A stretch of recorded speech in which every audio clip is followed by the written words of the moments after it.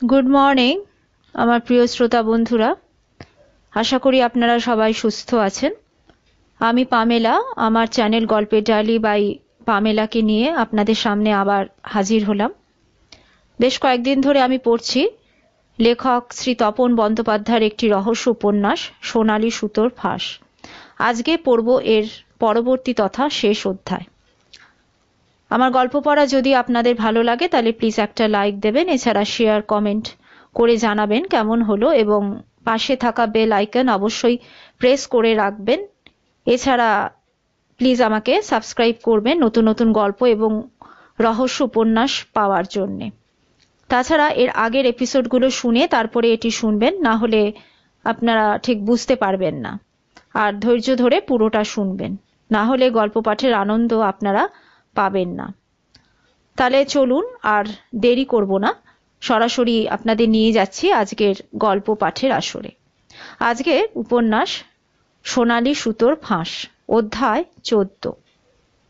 দুই কিশোর টপ্পা ও জোজোর হত্যা রহস্যের সূত্র খুঁজতে পরদিন সকালে ইয়েতির সাথে স্বামীজির মঠের উদ্দেশ্যে যাত্রা করল গার্গী। সাউথ লাইনে ট্রেনে 1 ঘন্টার পথ, গাড়িতে হয়তো আরো কিছু বেশি সময় লাগবে। একটা ছোটখাটো কিট ব্যাগ সঙ্গে নিয়েছে, তার ভেতর পোশাক আশাক টুকিটাকি ব্যবহার্য সব জিনিসপত্র।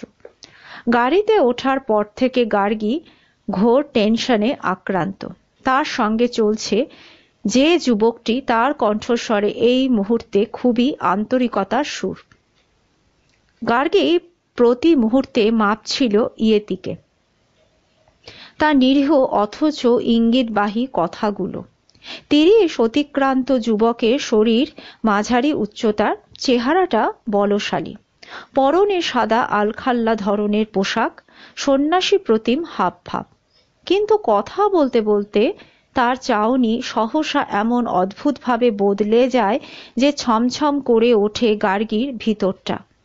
এইরকম একটা বিশ্রী লোকের সঙ্গে চলেছে একটা সম্পূর্ণ অচেনা গন্তব্যে। এখনো বুঝে উঠতে পারছে না ঠিক কতটা ঝুঁকি নিতে চলেছে আজ সে। মুখে শুধু বলল, আচ্ছা, আমরা কতক্ষণে পৌঁছাবো? ইয়েতি একটু হেসে বলল, অধৈর্য হয়েও না গার্গী, ওখানে পৌঁছালে তুমি একটা নতুন অভিজ্ঞতার শরিক হবে। কয়েকদিন থাকলেই তোমার মনে হবে এতদিন যে জীবনের সন্ধান তুমি পেয়েছো তার থেকে সেই পৃথিবীটা অনেক আলাদা। গার্গী মুখে শুধু বলল, ঠিক আছে, দেখা যাবে। পরক্ষণে আরেকটু সাহসী হয়ে বলল, হ্যাঁ, আসলে নতুন পৃথিবীর স্বাদ নিতেই তো তোমার সাথে আমি যাচ্ছি। গার্গী সংলাপের অর্থ বুঝে ও তার মুখে তুমি শুনে ইয়েতি রীতিমতো রোমাঞ্চিত। পাশে বসা তরুণীর পিঠে একটা ছোট্ট চাপড় মেরে বলল, that's like a good girl. Swamiji এরকম শিষ্যাই পছন্দ করেন। ইয়েতির চাপড়টা গার্গীর মোটেই পছন্দ হলো না। পরনে সন্ন্যাসীর বেশভূষা, অথচ প্রতি মুহূর্তে গার্গীর গা ঘেঁষে বসার চেষ্টা, তাকে অযথা ছোঁয়ার চেষ্টা, তার উপর তার দু চোখে নিষ্ঠুরতর গুঁড়ো ছোঁয়া, সমস্ত মিলিয়ে পরিস্থিতি মোটেই সুখপ্রদ নয়। গার্গী আবার জিজ্ঞাসা করল, আচ্ছা, তোমরা কি ধরনের ধর্মের অনুরাগী? না, আসলে ধর্মকে স্বামীজি ডিফাইন করেন অন্যভাবে। সাধারণ সন্ন্যাসী ধর্ম পালন করতে গিয়ে জীবনের দিক থেকে মুখ ফিরিয়ে আরাধনা করেন ঈশ্বরের। স্বামীজি বলেন তারা জীবন থেকে পালিয়ে আশ্রয় নেয় গুহার, কিন্তু জীবনের দিকে তাকিয়ে জীবনকে গভীরভাবে পূজা করাই উচিত, এবং এটাই সন্ন্যাসীর আসল ধর্ম। মানুষের তো একটাই জীবন, সেই জীবনে মানুষের পুঁজি হলো তার শরীর, সেই শরীরকে পূজা করাই হচ্ছে মানব জীবনের মূল লক্ষ্য। ইয়েতির কথা কি বিশেষ একটা ইঙ্গিত বহন করছে তা বোঝার চেষ্টা করল গার্গী। বেশ অস্বস্তিও তার হচ্ছে। ইয়েতি কি বলতে চায়, কোথায় নিয়ে যেতে চায় সেটা পরিষ্কার না বোঝা পর্যন্ত সে নিশ্চিন্ত হতে পারছে না। গার্গী ভুরুতে কোঁচ ফেলে বলল, কি, শরীরকে পুজো করা? এটা তো অদ্ভুত ব্যাপার। না গার্গী, মোটেই অদ্ভুত নয়। একজন মানুষ আরেকজন মানুষকে ভালোবাসবে, সেটাই যদি বেঁচে থাকার প্রতিপাদ্য হয়, তাহলে তার মধ্যে শরীরের একটা নির্দিষ্ট ভূমিকা কিন্তু রয়েছে। ধরো একজন পুরুষের হঠাৎ ভালো লেগে গেল কোনো নারীকে, তাকে তক্ষুনি ভালোবাসতে ইচ্ছা করছে, তাকে ছুতে ইচ্ছা করছে, অথচ লোকে কি বলবে, অন্যে কি ভাববে, এই ভয় বারবার নিবৃত্ত করছে সে নিজেকে। স্বামীজির মতে এটা হলো নিছক ভণ্ডামি। সেই ক্ষেত্রে সেই নারী এবং পুরুষ পরস্পরের মধ্যে দূরত্ব সৃষ্টি করে ভালোবাসার ভান করছে। মঠের জীবনযাপনে কিন্তু এরকম কোনো ভানের সুযোগ নেই। আসলে শরীর হচ্ছে ভালোবাসার আধার। স্বামী যখন স্ত্রীকে ভালোবাসবে, তখন তার শরীরকে মন্দিরের মতো পবিত্র আধার ভেবেই ভালোবাসবে, অ্যান্ড ভাইসি ভার্সা। ইয়েতির কথাবার্তা ক্রমশ বিভ্রান্তি সৃষ্টি করছে গার্গীর মনে। কয়েকদিন আগের এই সন্ধে স্বামীজির চেহারা, তার উপস্থিতি, বক্তৃতা সবটাই গার্গীর মনে হয়েছিল এক অভিনব ব্যাপার। গার্গীর ক্রমশ অস্বস্তি বাড়ছিল। তার কণ্ঠস্বর বেশ তীব্র শোনালো। হঠাৎ বলল, তার মানে? মানে তুমি একজন নারী, আমি একজন পুরুষ। এটাই মানুষ আর মানুষের চিরন্তন সম্পর্ক। সেটা আরো গভীরভাবে উপলব্ধি করতে পারবে তুমি যখন মঠে পৌঁছাবে। গার্গীর ভেতরে তখন উসখুস করে উঠছে ইয়েতির বক্তব্যের বিরুদ্ধে একটা প্রতিবাদ। তাদের গাড়িটা তখন দক্ষিণমুখ ছুটে চলেছে হু হু করে। অন্তত 100 কিলোমিটার তাদের চলার গতিবেগ। গার্গী একবার ভাবল ইয়েতিকে বলবে সে এরকম একটা মঠে যেতে ইচ্ছুক নয়, কিন্তু মঠে না গেলেও তো রহস্যর উন্মোচন হবে না।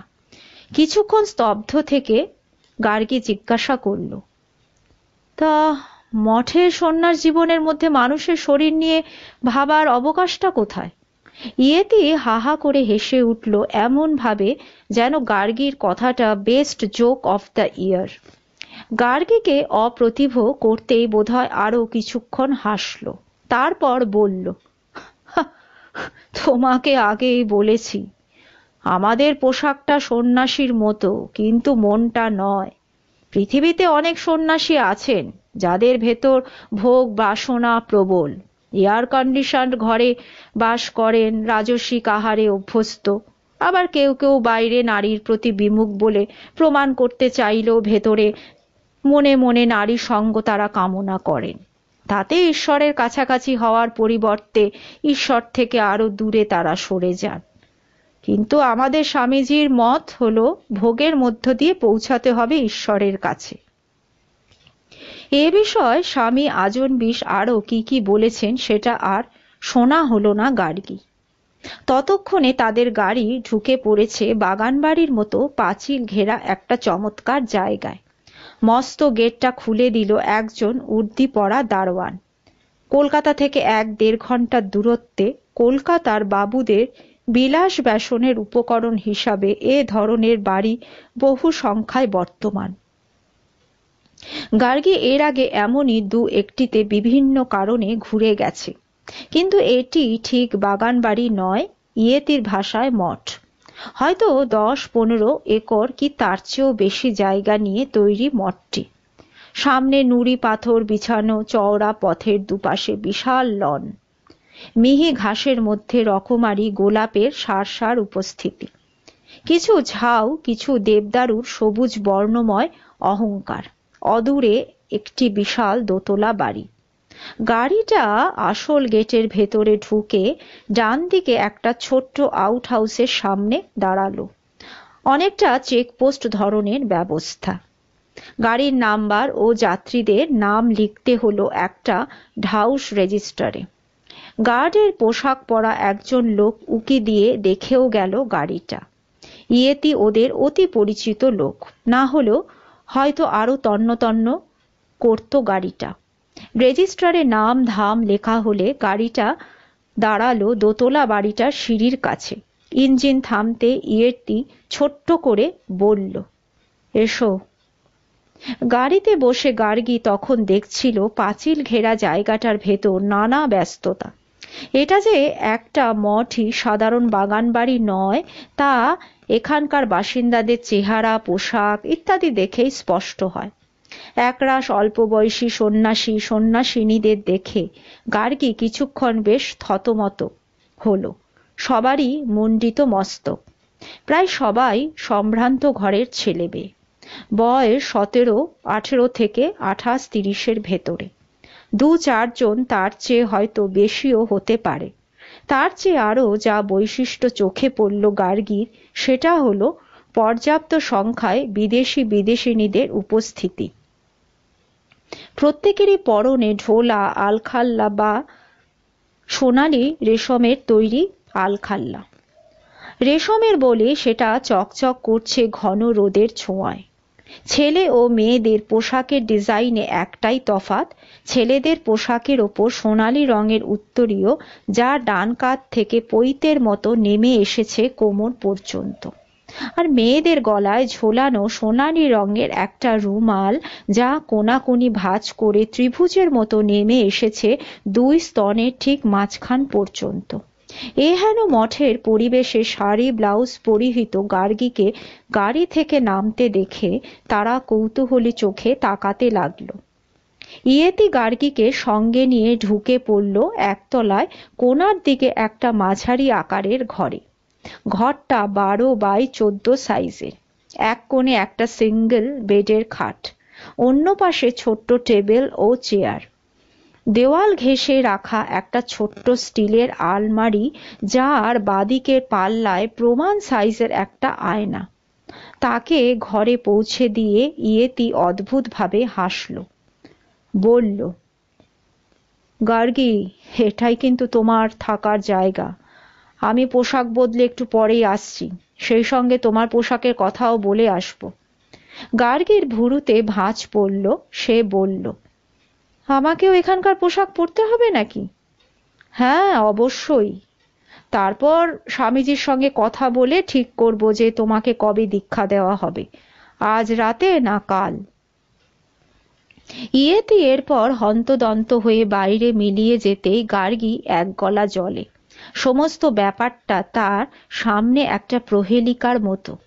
মঠে ঢুকতে গিয়ে যেভাবে খানা তল্লাশি করা হলো গাড়িটা, তাতেই মনে হলো মঠটা প্রোটেক্টেড এরিয়ার মতো, যে কেউ ভেতরে ঢুকতে পারবে না।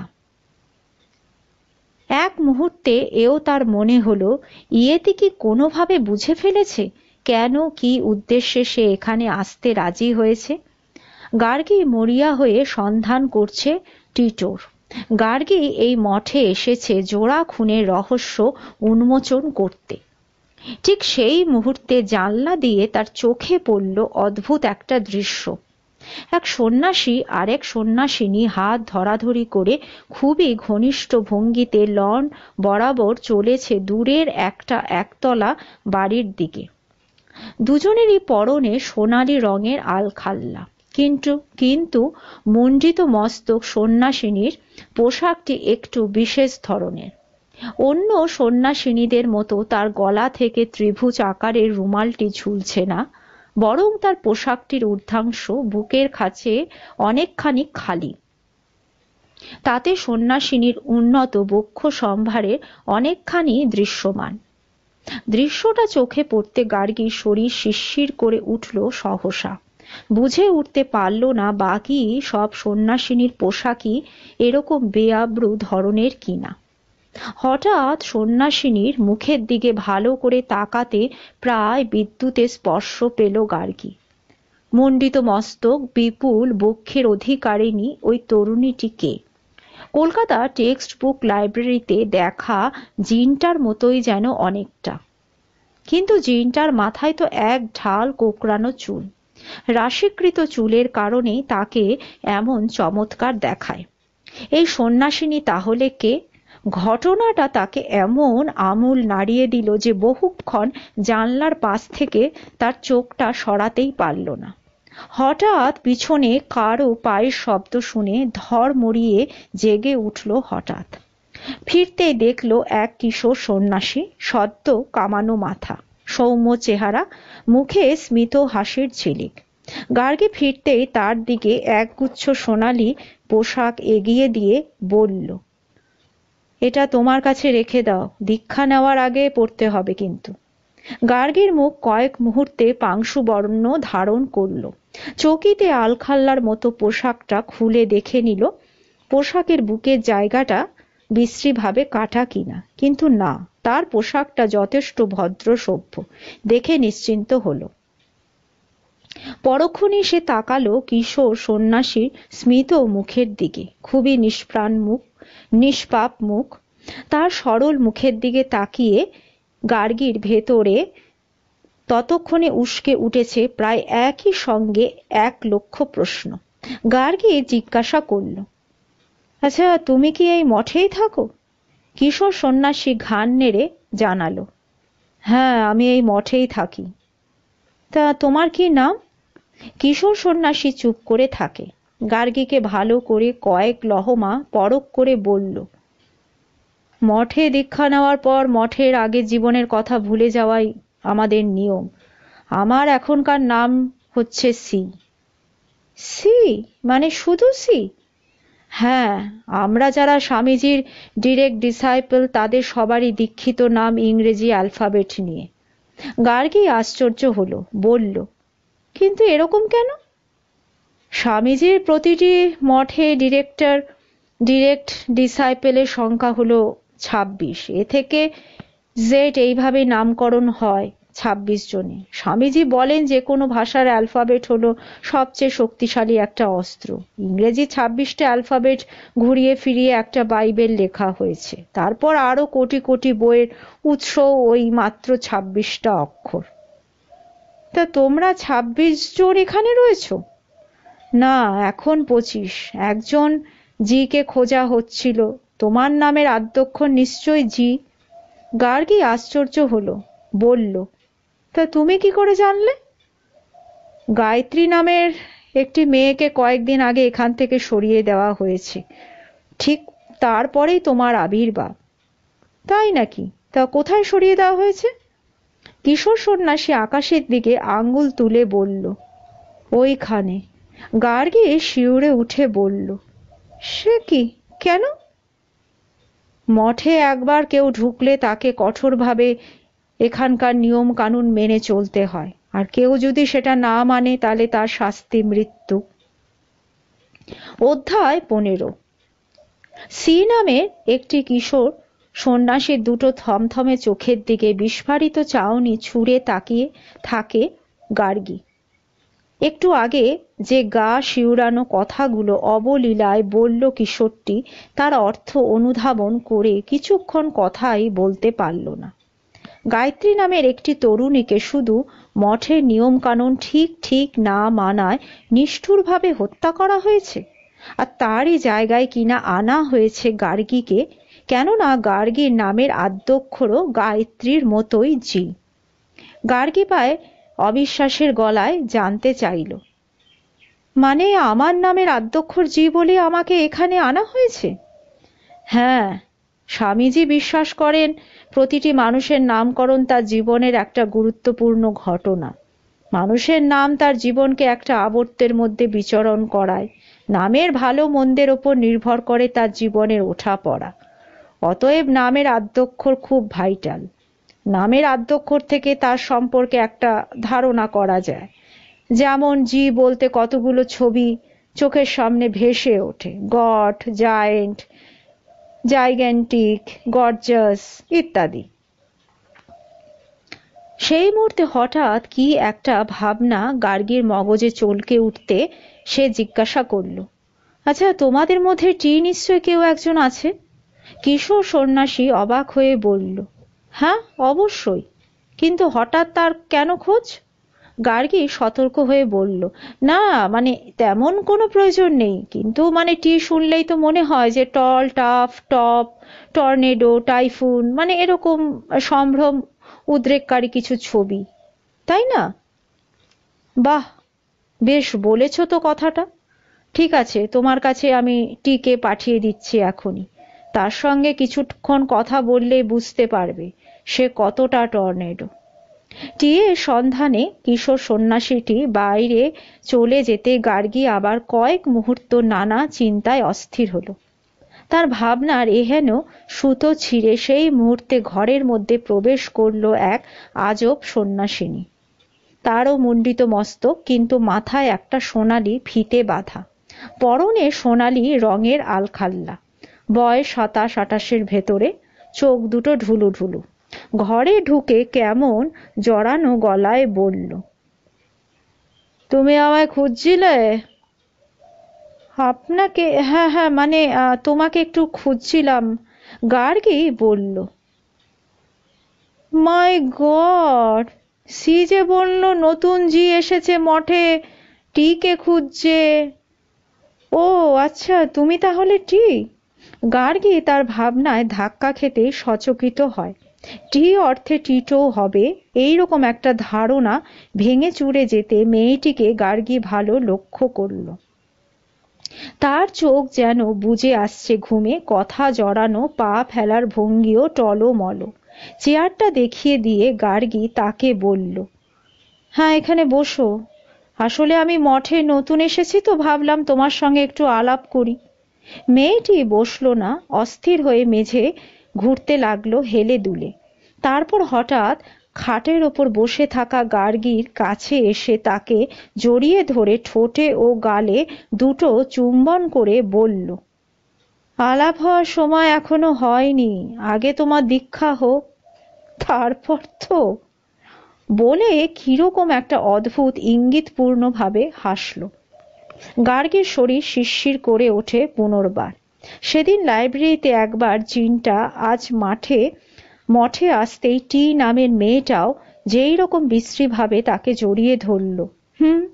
কোথাও একটা রুচিহীনতার ব্যাপার তো আছেই।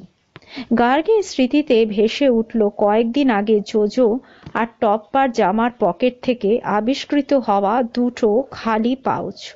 তখন গার্গী অনুমান করেছিল এইগুলো কোনো মাদক দ্রব্যের মোড়ক হবে। হয়তো এই মেয়েটাই সেই রকম মাদক দ্রব্যের মোড়ক তার কাছেও রয়েছে।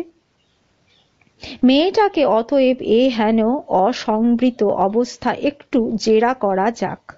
গার্গী তার কণ্ঠস্বরে আন্তরিকতা ফুটিয়ে বলল, তা তুমি এখানে কতদিন এসেছো? মেয়েটা তখনও অস্থির পায়ে টহল দিচ্ছে ঘরের এক কোণ থেকে অন্য কোণে, মুখে উপচে পড়ছে উল্লাস।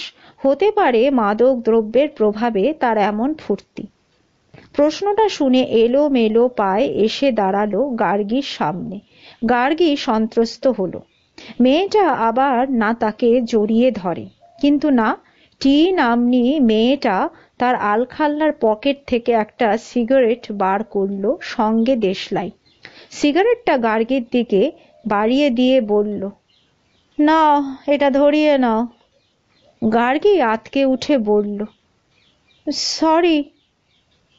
মেয়েটা বিস্ফারিত চোখে তাকালো গার্গীর দিকে। বুজে আসা চোখ দুটো এই মুহূর্তে পূর্ণ প্রস্ফুটিত। জড়ানো গলায় বলল, তুমি স্মোক করো না? গার্গী বুঝতে পারছে তাকে এখন খুবই সতর্কভাবে পা ফেলতে হবে। এখনকার জীবনযাপনে বোধহয় এটাই স্বাভাবিক রীতি পদ্ধতি। তাকে নিরুত্তর দেখে মেয়েটি আবার বলল, আসলে এর ভেতরে না ইম্পোর্টেড মাল আছে, দুটান দাও, দেখবে লাইফ একেবারে ফুরফুরে হয়ে যাবে। জাস্ট হেভেন, তোমার হেভেন মনে হবে। সবকিছু ওই ফেয়ারি টেলের মতো তোমার মনে হবে। গার্গী সিগারেটটা হাতে নিল, ঘুরিয়ে ফিরিয়ে দেখতে লাগলো। ভেতরে তামাকের সঙ্গে কি যেন মেশানো রয়েছে। গন্ধটা নাকে টানতেই তার মাথার ভিতর একটা ধাক্কা তৈরি হলো। গন্ধ শুকেই এই? সিগারেটটা ধরিয়ে টানলে কি হবে সেটা অনুমান করা তার অসাধ্য হলো না। হেসে বলল, আচ্ছা ঠিক আছে, এটা আমার কাছেই থাক। সবে তো এলাম, একটু রেস্ট নিই, সবার সঙ্গে একটু আলাপ পরিচয় হোক, তারপর স্বর্গে যাওয়া তো আছেই। ওকে ওকে বলে মেয়েটা নিজের মনে হাসতে লাগলো। গার্গী তীক্ষ্ণ চোখে পরখ করছে তার টলায়মান শরীর। মেয়েটি এখন তার নিজের বশে নেই, খুব বুঁদ হয়ে আছে সুখ স্বপ্নে। তা তার ফুর্তির প্রকাশ দেখেই বোঝা যাচ্ছে। গার্গী হঠাৎ গলা নামিয়ে বলল, কি ব্যাপার, মঠে এগুলো পাওয়া যায় নাকি? ওহ ইন অ্যাবান্স, তুমকো জিতনা চাইয়ে। আরো হরেক রকম চিজ আছে বুঝলে, হাসিস, মারিজুয়ানা, এলএসডি, একদম আসলি মাল, যত চাও পাবে তুমি। মেয়েটা আবার শরীর দুলিয়ে হাসলো, হাসতেই থাকলো। গার্গী গলা এইরকম খাদে রেখে জিজ্ঞাসা করলো, তা কে দেয় এগুলো, মানে কোথা থেকে নিয়ে এসেছো? ওই যে ওই যে জন নামে একটা ছেলে এসেছে না, American, very jovial and interesting, তো স্বামীজির সঙ্গে এবারে এসেছে বুঝলে। সেই মুহূর্তে বাইরে থেকে কেউ টি টি বলে হাঁক দিতে মেয়েটার সংবিত ফিরল। হঠাৎ গার্গীর দিকে তার বোজা চোখ আধখোলা করে ঠোঁটে বিচিত্র ভঙ্গি করে বলল, okay okay, you take your time, see you again, বলে টলতে টলতে বেরিয়ে গেল বাইরে। গার্গী তার চলার পথ গভীর চোখে লক্ষ্য করতে লাগলো। বারান্দা পেরিয়ে সবুজ ঘাসের লনে নামতেই তাকে হাই বলে অভ্যর্থনা জানালো একটি বিদেশি পুরুষ সন্ন্যাসী। অভ্যর্থনা মানে তাকে প্রায় বগলদাবা করে নিয়ে চলল কোথাও। মঠের ভিতরকার জীবন এবার একটু একটু করে পরিষ্কার হচ্ছে গার্গীর কাছে, কিন্তু জায়গাটা বেশ কঠিন, অনেক জটিল, জটা জালে মোড়া। সেই জালে আপাতত ধরা পড়েছে গার্গী। জানলায় চোখ পেতে টিয়ের সঙ্গে ফেভিকলের মতো সেটে যাওয়া বিদেশি যুবকটিকে গার্গী দেখছিল। মুন্ডিত মস্তক যুবকটির গায়ের রং বেশ সাদা ফর্সা, বেশ লম্বা গঠন, তার পাশে টিকে দেখাচ্ছে ছোট্ট একটা বাচ্চার মতো। কিন্তু টি তো আর সত্যি নেই। সে ততক্ষণে তার পোশাকের ভেতর থেকে বার করে ফেলেছে একটা সিগারেট। সিগারেটটা বিদেশি যুবকের ঠোঁটে গুজে দিয়ে তার নিজের ঠোঁটের কোণে ধরা আগুন বাড়িয়ে দিল বেশ কায়দা করে। দুজনের এই সিগারেট ধরার কায়দাটা ভারী অভিনব। দুজোড়া ঠোঁটের মধ্যে সেতু হয়ে রয়েছে দুটো সিগারেট। বিদেশি যুবক সিগারেটে আগুন পেতেই বেশ জোরে টান দিল, যাতে তার ফুসফুস ভরে যায় ধোঁয়ায়। তাতেই যেন টলে গেল তার লম্বা শরীরটা। গার্গী বুঝতে পারছে বেশ কড়া মাদক ভরা রয়েছে সিগারেটের ভেতরে। সিগারেটে জোরে টান দিয়েই এবার বিদেশি যুবক হঠাৎ নিচু হয়ে টিকে তুলে নিল আর কোলা করে। দুহাতে তাকে জাপটে ধরে একবার ছুঁড়েও দিল উপরে, তারপর লুফেও নিল অভ্যস্ত ভঙ্গিতে, একেবারে বাচ্চাদের মতো। তাতে টি প্রবল উল্লাসে উচ্ছ্বাসে হেসে কুটোপাট। বিদেশি যুবকের গলা ধরে ঝুলে রইল অদ্ভুত ভঙ্গিতে। এইভাবে কতক্ষণ চলল তাদের লোফালুফি খেলা। কিছুক্ষণ পর আর এক বিদেশি যুবকের আবির্ভাব তাদের দুজনের কাছে। তাদের লোফালুফি খেলা দেখে সেও টিকে লোফালুফি খেলতে শুরু করলো। একবার এত উঁচুই তুলে ফেললো যে মেয়েটি আরেকটু হলেই ফসকে যেত তার হাত থেকে। গার্গীর বুকের ভেতর ছ্যাঁত করে উঠল, কিন্তু সে ভয় পেলে কি হবে? টি নামের মেয়েটির কোনো ভয় ডর নেই। সে তাতে খুবই চমৎকৃত হয়ে দ্বিতীয় যুবকের ঠোঁটে ঠোঁট চেপে চুম্বন করল। তাই দেখে প্রথম যুবকটি কেড়ে নিয়ে সেও চুম্বন করতে লাগলো একটার পর একটা। গার্গী হতবাক হয়ে বুঝতে থাকে এখানকার জীবন যাপন। এখানে শিষ্য বা শিষ্যা সেজে আছে যারা, তারা প্রত্যেকেই বোধহয় এইরকম মুক্ত জীবন যাপন করে। এতক্ষণে গার্গীর কাছে স্পষ্ট হতে থাকে স্বামী আজনবিশের বাণী। ভালোবাসা নামের শব্দটা আসলে দুরকম ভাবে ব্যবহৃত হয় স্বামী আজনবিশের অভিধানে। একটির মানে সদর্থক, মানুষ যে ভালোবাসার জন্যে কাঙাল, অন্য অর্থে সেক্স। ভালোবাসা শব্দটির দ্বিতীয় অর্থ ব্যবহৃত হয় এই মঠে। ইয়েতি ঠিকই বলেছিল, ভালোবাসা মানে যে কোনো পুরুষ যে কোনো নারীকে ভোগের জন্যে ব্যবহার করতে পারে। কিন্তু প্রশ্ন হলো এই যে সারা মঠের লোক যখন একই পথের পথিক, তখন সেখানে একা গার্গীর পক্ষে কিভাবে সম্ভব একটা বৃহৎ রহস্য উন্মোচন করা? কাজটা খুবই কঠিন এবং দুরূহ। তার চেয়েও যে কাজটি কঠিন তা এই অবস্থার ভিতর থেকে নিজেকে বাঁচিয়ে অক্ষত দেহে কলকাতায় ফেরা। গার্গী টি সম্পর্কিত দৃশ্যটা দেখছে তন্ময় হয়ে, আর সারা শরীর শিরশির করছে তার। সেই সময় কার যেন পদশব্দে চমকে উঠল গার্গী। ঘাড় ফিরিয়ে দেখল এক সোনালী পরিচ্ছদের সন্ন্যাসী, আর 5 জনের মতোই, কিন্তু তার মুখের দিকে তাকাতেই গার্গীর স্বর রুদ্ধ হয়ে গেল। একটু আগে সেই কিশোর নয়, তার পরিবর্তে যে দাঁড়িয়ে রয়েছে সে যেন তার খুব চেনা, অথচ একেবারেই অচেনা।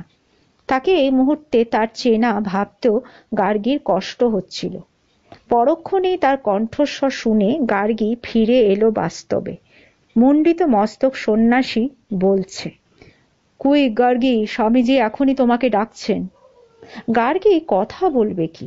সে তখনও একরাশ বিস্ময় নিয়ে তাকিয়ে রয়েছে ইয়েতির দিকে। তার মাথার ঝাঁকড়া চুল, মুখময় দাড়ি গোফের জঙ্গল ম্যাজিকের মতো উধাও হয়ে সে এখন পুরো দস্তুর একজন সন্ন্যাসী। তার কাছ থেকে ঘণ্টাখানেক হলো সে যায়নি।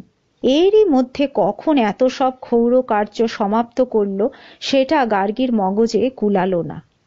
ইয়েতি আবার তাগিদ দিয়ে বলল, কুইক গার্গী, স্বামীজির হাতে কিন্তু সময় খুব কম। একটু পরেই ওর পাবলিক অ্যাপিয়ারেন্স রয়েছে। তার আগে তোমার সঙ্গে উনি একবার ভালো করে আলাপ করে নিতে চান। তা আর কবে উনি দীক্ষা দেবেন সেই দিনক্ষণ উনি ঠিক করবেন। খুবই টেনশন নিয়ে ইয়েতির পিছু পিছু গার্গী উঠে গেল বাড়িটার দোতলায়। একতলার চেয়ে দোতলা ঢের বেশি ঝকঝকে, বারান্দা ঘর সর্বত্রই দামি ইটালিয়ান টাইলস বসানো, দেওয়াল প্লাস্টিক পেইন্টসের। এ ঘর ও ঘরে আধুনিক ডিজাইনের খাট, চেয়ার, টেবিল।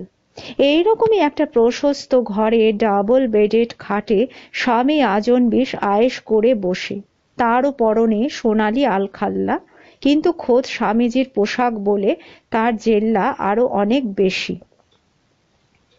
ইয়েতি গার্গীকে সঙ্গে নিয়ে তার ঘরে ঢুকল। হাত জোর করে ইংরেজিতে বলল, স্বামীজি, গার্গী আপনার দর্শন প্রার্থী। এর আগে মাত্র একদিন গার্গীকে দেখেছেন স্বামীজি, তাও তার বক্তৃতা সভায়। তবু আজ তার সঙ্গে এমনভাবে কথা বললেন যেন গার্গী তার কত দিনের চেনা। তিনিও কথা বললেন ইংরেজিতে। বললেন, yes, I was waiting for you, waiting for one of the most intelligent women of Calcutta. Gargi হাসল এক চিলতে, মুখে বলল, thank you for the compliment, তবে হয়তো ততটা বুদ্ধিমান নই আপনি যতটা ভাবছেন।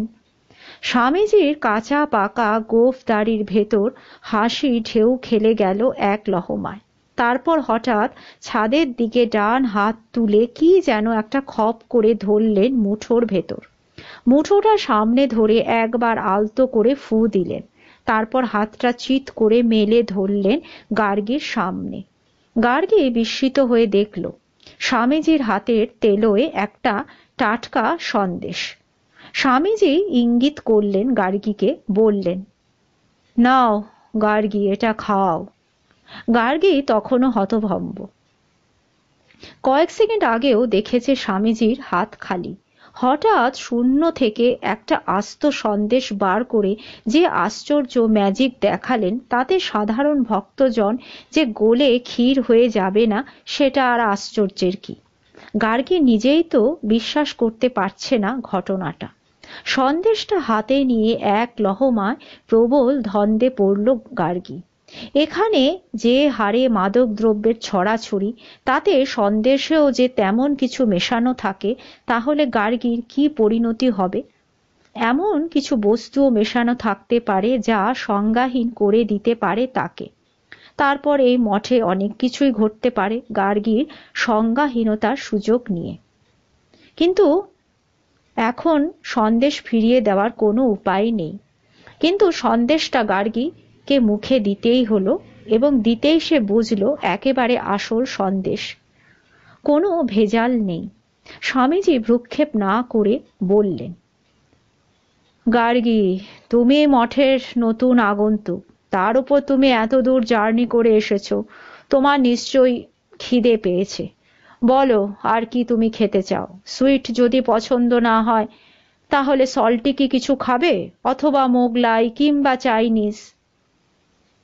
স্বামীজি গার্গীর হাতে সোন পাপড়িটা চালান করে দিয়ে শূন্যে হাত বাড়াচ্ছেন, যেন গার্গী যেরকম ডিশ খেতে চাইবে সেই রকমই শূন্য থেকে ধরে আনবেন। গার্গীর খুব ইচ্ছা হচ্ছিল একটি ব্যতিক্রমী খাবারের নাম বলে পরীক্ষা করবে যে সত্যি স্বামীজি সেটি দিতে পারবেন কিনা, কিন্তু এই মুহূর্তে স্বামীজিকে বিপাকে ফেলতে চাইল না। সে মঠে সদ্য এসেছে, এখন স্বামীজিকে চটিয়ে দেওয়ার তার ইচ্ছা নেই। জায়গাটা সম্পর্কে আরো খুঁটিনাটি তাকে জানতে হবে। মুখে শুধু বলল গার্গী, থ্যাংক ইউ স্বামীজি, আমি পরিমাণে খুবই কম খাই, দু একবেলা কিছু না খেলে আমি সবচেয়ে ভালো থাকি। স্বামীজি হতবাক হয়ে বললেন, তাই নাকি? তোমার এই কচি বয়স, এই সময় দুটো পার্থিব বস্তুর ওপর তো তোমার সবচেয়ে বেশি আকর্ষণ থাকা উচিত। সে দুটো হলো ফুড অ্যান্ড সেক্স। গার্গী একটু চমকে উঠল, অথবা উঠল না। এই সামান্য সময়ের মধ্যে মঠের ধরন ধারণ ধাঁচ কিছুটা সে জেনে গেছে। স্বামীজিকে দুঃখিত করতেই সে হেসে বলল, সরি স্বামীজি, ও দুটো বিষয় আমার আসক্তি খুবই কম। স্ট্রেঞ্জ। স্বামীজি বোধহয় আশা করেননি তার মঠে সদ্য শিষ্যা হতে এসেছে যে তরুণী তার মুখ থেকে এই রকম একটা নিরামিষ বাক্য উচ্চারিত হবে। পরক্ষণেই তিনি হেসে বললেন, হাই সি, তাহলে তো ভালোই হলো। ইয়েতি এ মেয়েকে যে এনেছে ভালোই সিলেকশন করেছে। এরকম একজন শিষ্যাই আমি বহুদিন ধরে খুঁজছিলাম আমার থিওরি পরীক্ষা নিরীক্ষা করার ব্যাপারে। She will be a fine example. বলে ইয়েতির দিকে এমন ইঙ্গিতপূর্ণভাবে হাসলেন যে ইয়েতিও হো হো করে হেসে উঠল। স্বামীজি অবশ্য প্রসঙ্গটা আরো খোলসা করতে গিয়ে বললেন, আমার কথাটা ঠিকমতো বুঝে উঠতে পারোনি বলে নিশ্চয়ই বেশ বিব্রত বোধ করছো। আসলে পৃথিবীর বহু মানুষ সেক্স শব্দটাকে নিষিদ্ধ ভেবে জীবন থেকে সরিয়ে ফেলে, কোনো দুরূহ কুলুঙ্গির ভেতর লুকিয়ে রাখতে চায়, চেষ্টা করে ওই শব্দটা তাদের পরিবারের কারো মুখে, বিশেষ করে বাচ্চাদের সামনে বা বয়ঃসন্ধিকালে পৌঁছনো কিশোর কিশোরীদের উপস্থিতিতে যেন উচ্চারিত না হয়। অথচ বয়ঃসন্ধিকালে একজন মানুষ সবচেয়ে কৌতূহলী হয়ে ওঠে কিন্তু ওই শব্দটা সম্পর্কে। কোটি কোটি বছর ধরে যে শব্দটা মানুষকে বাঁচিয়ে রেখেছে সেটাও কিন্তু একটা গুরুত্বপূর্ণ শব্দ, অথচ শব্দটাকে কেউ এইডসের মতন বা কোনো মারক ব্যাধির মতন ভয়ঙ্কর বলে মনে করে। গার্গী বুঝে উঠতে পারছিল না স্বামীজির এই বক্তৃতার প্রসঙ্গ কিভাবে বদলে দেবে। তাকে অবশ্য বাঁচালো তার ঘরে ঢুকে পড়া একজন যুবক সন্ন্যাসী। সে এসে বলল, dais is ready Swamiji, people are waiting for you. বক্তৃতা মঞ্চ প্রস্তুত শুনে গার্গীকে আপাতত রেহাই দিলেন স্বামীজি। তৎক্ষণাৎ প্রস্তুত হয়ে ইয়েতির সঙ্গে চললেন স্থানীয় ভক্তজনের সামনে আবির্ভূত হতে। গার্গীও চলল। যেতে যেতে খেয়াল করল স্বামীজির পিছনে চলেছে একটা বড় টুকরিতে ঢাকা এক রাশ তাজা গোলাপ। সেটা নিয়ে গিয়ে এক সন্ন্যাসিনী লুকিয়ে রাখল মঞ্চের পর্দার পিছন দিকে। মঞ্চ বলতে মঠের পাঁচিলের বাইরে ছোট্ট একটা বেদির পিছনে সোনালি কাপড় দিয়ে ঢাকা। 700-800 নারী পুরুষ এসে হাজির হয়েছে অলৌকিক ক্ষমতা সম্পন্ন এক সন্ন্যাসীর বক্তৃতা শুনতে। কয়েকদিন আগে গার্গী শুনেছে স্বামীজির বক্তৃতা, আজও শুনল স্বামীজি প্রত্যেক মানুষকে ধ্যানের উপকারিতার কথা বলছেন। স্বামীজি বলছেন আর শূন্য থেকে এক একটা গোলাপ তুলে এনে ছুঁড়ে দিচ্ছেন ভক্তজনের উদ্দেশ্যে। সেই গোলাপ কুড়োবার জন্যে কি হুড়োহুড়ি! কিছুক্ষণ পর অজস্র গোলাপের বৃষ্টি শুরু হলো শূন্য থেকে। গার্গী মঞ্চের পাশে দাঁড়িয়ে প্রত্যক্ষ করল কিভাবে গোলাপগুলো অন্তরাল থেকে ছুঁড়ে দেওয়া হচ্ছে অদ্ভুত কায়দায়। মঠে না এলে সে জানতেই পারত না স্বামীজি কি দক্ষ জাদুকরের মতো এই বুজরুকি দেখিয়ে যাচ্ছেন দিনের পর দিন। অধ্যায় 16। কয়েকজন নারী পুরুষ তার পায়ের ধুলো নেওয়ার জন্য এগিয়ে এসেছিল বেদির কাছে। তারা মাথা নিচু করে প্রণাম জানাতেই স্বামীজি কিভাবে যেন শূন্য থেকে সংগ্রহ করলেন এক রাশ ভস্য। সেই ভস্য অবহেলা ভরে ছড়িয়ে দিলেন ভক্তদের মাথায়। স্বামীজি ভস্য ছড়াচ্ছেন দেখে বহু নারী পুরুষ ছুটে এলো বেদির কাছে। সে এক আশ্চর্য উন্মাদনার দৃশ্য। গার্গী সে দৃশ্য দেখছে আর শঙ্কিত হচ্ছে, ঠেলাঠেলি হুড়োহুড়িতে যাতে কোনো দুর্ঘটনা ঘটে না যায়। এইভাবে আরো আধ ঘন্টা ভস্য বিতরণের পর স্বামীজি হাত নেড়ে বিদায় নিলেন। মঠে ফিরে তার দোতলার ঘরে ঢুকতে যাচ্ছেন সঙ্গে ইয়েতি। সেই সময় গার্গী হঠাৎ বলে উঠল, স্বামীজি, আপনার ভস্যের থলিটা বোধহয় খুলে গেল। গার্গীর কথাটা এতটাই চমকে দিল স্বামীজিকে যে তিনি লাফিয়ে উঠে বললেন, সে কি? বলে তার সোনালি আলখাল্লার ওপর পড়া উত্তরীয়টি উল্টে ধরতেই তার ভেতর থেকে ঝরে পড়ল একরাশ ভস্য। স্বামীজি তাতে আরো বিব্রত। কিছুক্ষণের জন্য টাল মাটাল হয়ে গেলেন, গার্গীর দিকে তাকিয়ে। পলকে তার সৌম্য মুখ পাথর, চোখ ঝলসে উঠল ক্রোধে। পরক্ষণেই উত্তরীয় সামলে দ্রুত ঢুকে পড়লেন তার নির্দিষ্ট ঘরটিতে। ইয়তিও স্তম্ভিত হয়ে গার্গীর দিকে তাকিয়ে রয়েছে। তার মুখে ঘোর অপ্রসন্নতা। চোয়াল শক্ত করে বলল, স্বামীজিকে এভাবে কথাটা না বললেই কিন্তু পারতে। ইয়েতি চোখে তখনও চলকে উঠছে রোষ। কিন্তু ভস্যের থলিটা তো বাইরে থেকে দেখা যায় না, আমরা তো কেউ দেখতে পেলাম না, আর তুমি কিভাবে দেখতে পেলে? তোমরা কেউ দেখতে পাওনি, তাহলে আমার চোখে কি করে পড়লো? আমার তো জানার কথাই নয় না। ইয়েতি তীব্র চোখে গার্গীকে পরখ করে বলল, সেটা তো আমি ভাবছি যে তুমি ব্যাপারটা কিভাবে। বলতে বলতে থেমে গিয়ে প্রসঙ্গ বদলে বলল, ঠিক আছে, তুমি এবার তোমার ঘরে গিয়ে বিশ্রাম নাও, আমি স্বামীজির সাথে কথা বলে আসছি। নিশ্চয়ই উনি খুব অসন্তুষ্ট হয়েছেন তোমার উপর। মঠে এসে প্রথম দিন তুমি এমন একটা কাণ্ড করলে, আজ পর্যন্ত ওর কোনো শিষ্য শিষ্যাই সেই রকম কোনো কাণ্ড করেননি। পায়ে পায়ে সিঁড়ি দিয়ে নিচে নেমে গার্গী তার ঘরটিতে ঢুকে কিছুক্ষণ চুপচাপ বসে রইল। খুবই অন্যমনস্কর মতো যখন সে তার আগামী পরিকল্পনার ছক আঁকছে, হঠাৎ তার ঘরে আবার কার পদশব্দ। চমকে তাকিয়ে দেখল সি নামে সেই কিশোর সন্ন্যাসী। কিন্তু সি এর মুখ এই মুহূর্তে ভীষণ গম্ভীর। গার্গীর দিকে তাকিয়ে রয়েছে রীতিমতো ভৎসনার চোখে। এগিয়ে এসে গলার স্বর নিচু করে বলল, তুমি মঠে এসেই এমন একটা ঝামেলা পাকালে না? গার্গী অপরাধীর মুখ করে তাকালো। তার চেয়ে বয়সে ছোট একটি কিশোর তাকে শাসন করছে দেখে তার খুব হাসি পাচ্ছিল, কিন্তু এই মুহূর্তে ছদ্ম গাম্ভীর্যে থাকাটাই শ্রেয়। সে বলল, আচ্ছা, স্বামীজি কি খুবই আপসেট? আপসেট? সি বুঝতে চাইল গার্গীর কথার অর্থ। তারপর গলায় আরো শাসনের সুর মিশেল দিয়ে বলল, তুমি তো জানো এর আগে এক জিয়ের কি শাস্তি দেওয়া হয়েছে, তারপর তুমিও। গার্গী বাধা দিয়ে খুব নার্ভাস ভঙ্গিতে বলল, আচ্ছা, আমাকেও কি ওই শাস্তি দেওয়া হবে? এখন সেটা কিছুই বলা যাচ্ছে না। স্বামীজির বহু ঐশ্বরিক ক্ষমতা রয়েছে, তার সবকিছুই অলৌকিক ক্ষমতা দ্বারা নিয়ন্ত্রিত। সেই সম্পর্কে যেমন কোনো প্রশ্ন করা যায় না, তেমনি তার কোনো ক্রিয়াকর্ম সম্পর্কে কেউ মাথা ঘামাতে পারে না। মঠের অন্য অ্যালফাবেটরা বলা বলি করছিল যে জি অক্ষরটা বোধহয় আনলাকি। সে কি? গার্গী কৌতুক ঝরাতে চাইল তার গলায়। আবার সে বলল, কি বলছো? জি অক্ষর আনলাকি? জি তো গড, সর্বশক্তিমান ঈশ্বর। তোমাদের মঠে নামের আদ্যক্ষর খুবই গুরুত্বপূর্ণ, সেটা তো একটু আগে তোমার কাছ থেকে জানলাম।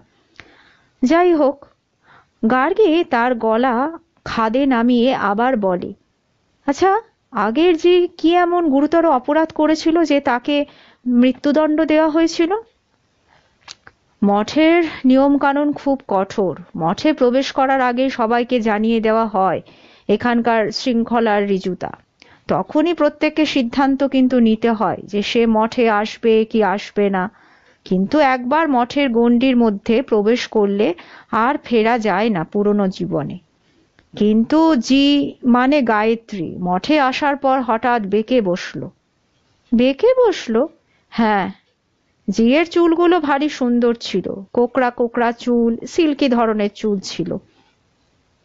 মঠে ঢুকে বাকি শিষ্য শিষ্যাদের মণ্ডিত মস্তক দেখে ভীষণ ভয় পেয়ে গেল। বলল যে না, আমার পক্ষে মাথার চুল ফেলা খুব অসম্ভব। তাতে স্বামীজি এতটাই রেগে গেলেন। শুধু এই কারণে? না, আরো আছে। তার আগের রাতে দীক্ষাদানের অনুষ্ঠানে একটা নির্দিষ্ট হয়েছিল অনুষ্ঠান, তো বারবার জিজ্ঞাসা করছিল যে দীক্ষা আবার কি, রাতে দীক্ষা কেন হবে? স্বামীজির সঙ্গে একা রাতের বেলা থাকতে পারবো না। তারপর ভীষণ কান্নাকাটি শুরু করে দিয়ে বলল, আমি বাড়ি যাব, শীঘ্রই আমাকে বাড়ি পৌঁছে দাও। তাকে অনেক করে বোঝানো হয়েছিল, ধমক ধমক দেওয়াও হয়েছিল, কিন্তু অবস্টিনেট মেয়েটা শেষে বলতে শুরু করে দিল যে আমাকে বাড়ি ফিরিয়ে না দিলে আমি পুলিশকে সমস্ত খবর দেব। আর তখনই গার্গী এই সমস্ত ঘটনা শুনে শিউরে উঠল। এও বুঝলো গায়ত্রী নামের মেয়েটা আসলে বোকাই ছিল।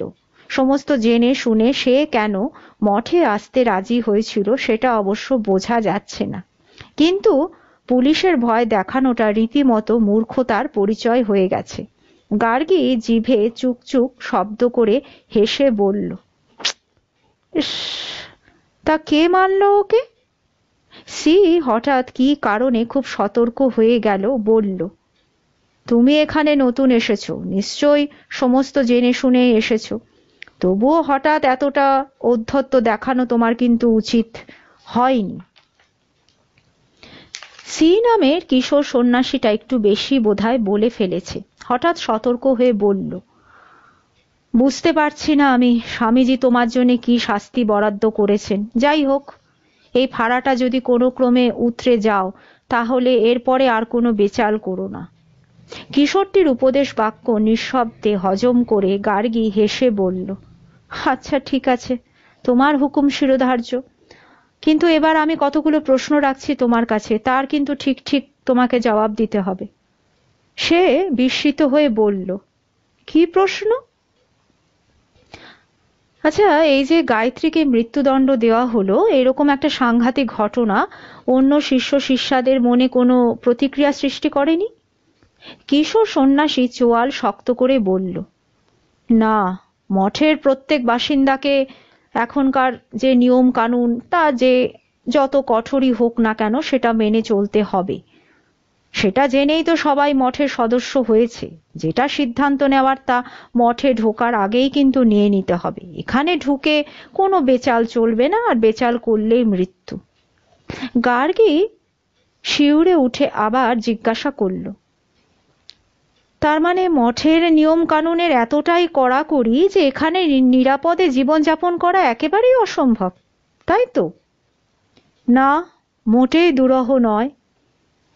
এখানকার জীবনযাপন বাইরের পৃথিবীর জীবনযাপন থেকে একটু আলাদা, এটা অবশ্য ঠিক, কিন্তু এখানকার জীবনধারা আরো অনেক বেশি কিন্তু চার্মিং।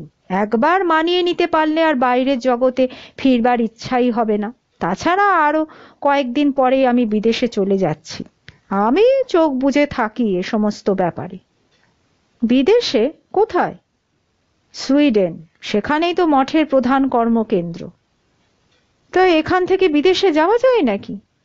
না, সবাই যেতে পারে না। যারা ঘর থেকে প্যাসেজ মানি আনতে পারে একমাত্র তারাই যেতে পারে। তাই নাকি? তা তুমি কি প্যাসেজ মানি নিয়ে এসেছো? সি চুপ করে থাকে, তারপর ঘাড় নেড়ে বলে, হ্যাঁ। গার্গী কিছুক্ষণ ইংরেজি তৃতীয় অ্যালফাবেটটির দিকে কড়া নজরে তাকালো। হঠাৎ কি মনে হতে গলা নামিয়ে বলল, তোমার কিন্তু সুইডেনে যাওয়া হচ্ছে না। কিশোর সন্ন্যাসী একটু রুষ্ট হয়ে বলল, যাওয়া হবে না মানে?